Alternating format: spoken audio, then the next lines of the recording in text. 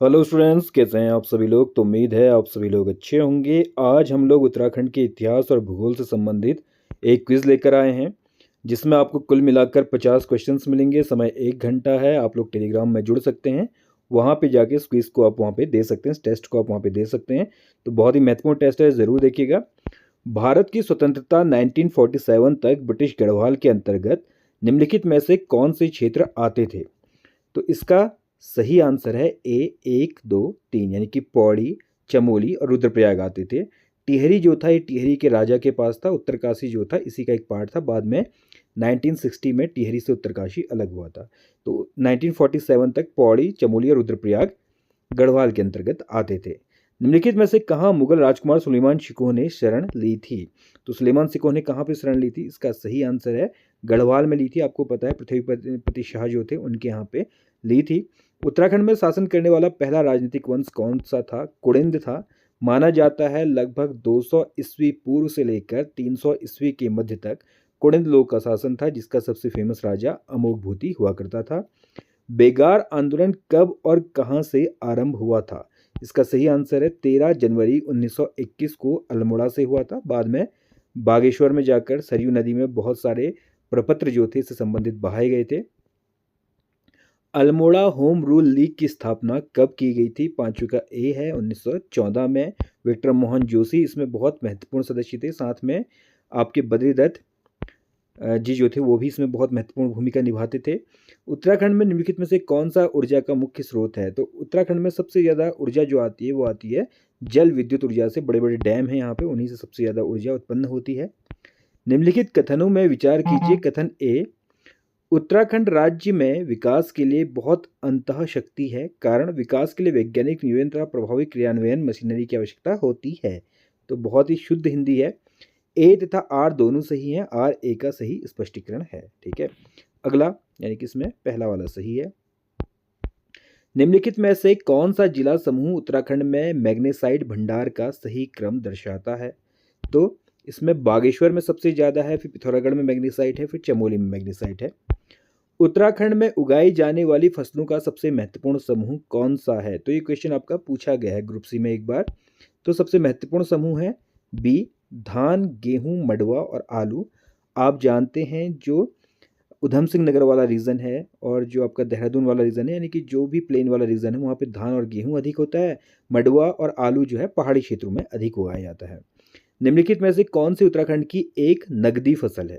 ठीक, नगदी फसल क्या होती है। नगदी फसल ऐसी होती है जिसको तुरंत बेचकर आप पैसा कमा लें। तो इसमें गन्ना एक नगदी फसल है। आगे बढ़ते हैं। उत्तराखंड पशु विकास बोर्ड का प्रशिक्षण केंद्र कहाँ पर है। ये ऋषिकेश में है। बी सही है। निम्नलिखित में से कौन सा पंचप्रयाग में शामिल नहीं है। पहले इस प्रकार के प्रश्न बहुत आते थे, अब थोड़ा कम हो गए। सोनप्रयाग पंचप्रयाग का हिस्सा नहीं है। नंधौर दून किस जिले में अवस्थित है। तो इसका सही आंसर है नैनीताल में है।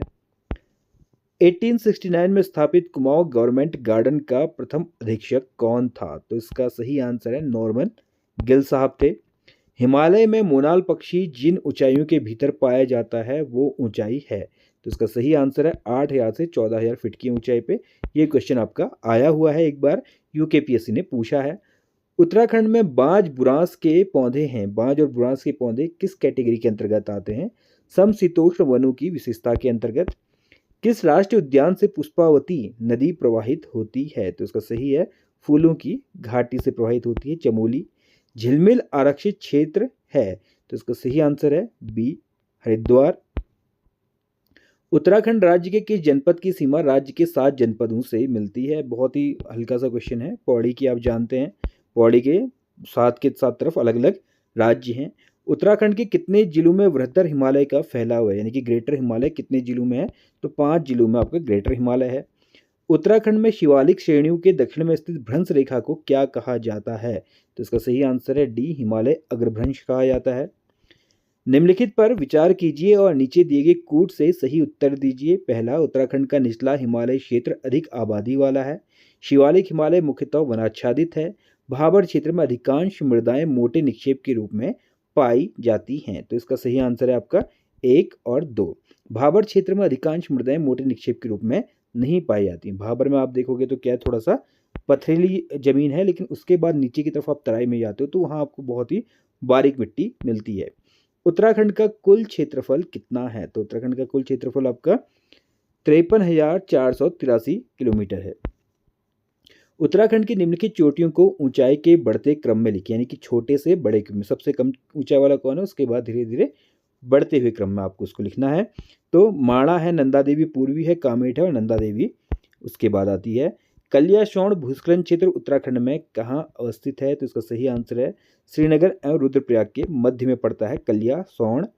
कुमाऊं रेजिमेंट की स्थापना कब की गई थी? तो इसका सही आंसर है 1945 में की गई थी। आधुनिक कुमाऊं और गढ़वाल वाले संपूर्ण भाग को ब्रह्मपुर मानते हैं। 27वें का सही आंसर है बी, कनिंघम मानते हैं। इसका एक और है, इसमें आप जानते हैं कि जो ये है ब्रह्मपुर राज्य है, ब्रह्मपुर राज्य के अंतर्गत आपका कुमाऊं और गढ़वाल दोनों ही आते थे। ठीक है, आगे देखते हैं। उत्तराखंड क्रांति दल के प्रथम अध्यक्ष कौन थे? तो ये डीडी पंत थे। डीडी पंत एक बहुत बड़े वैज्ञानिक भी रहे अपने समय के। किस गढ़वाली शासक के दरबार में नवरत्न मिलते थे? तो ये है फतेह शाह को। फतेह शाह को गढ़वाल का अकबर भी कहते हैं। केदार मंडल पर ललितादित्य के आक्रमण की जानकारी प्राप्त किससे होती है? तो इसका है राजतरंगिणी कलहर के द्वारा लिखी गई है। उससे पता चलता है कि यहाँ ललितादित्य मुक्तिपीड़क का आक्रमण हुआ था और उसके बाद जो सत्ता थी कार्तिकेय पूर्व आर्यवंश की वो बदल गई थी। पहला जो था उसमें बसंत देव था, बसंत देव के बाद फिर दूसरा कौन आया था? खरपड़ देव आया था।